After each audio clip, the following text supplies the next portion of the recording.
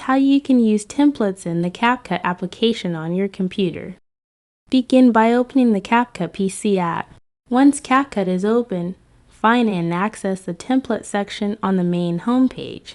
Clicking on this will allow you to see a large library of available templates.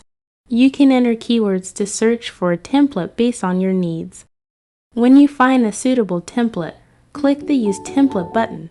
Then you will see all the elements of the template on your editing timeline.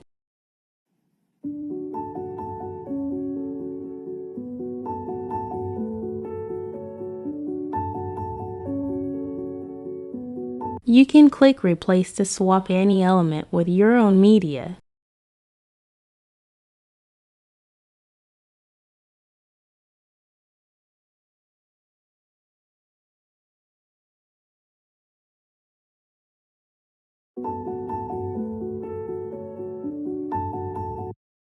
On the right side of the screen, you can change the text and adjust the audio.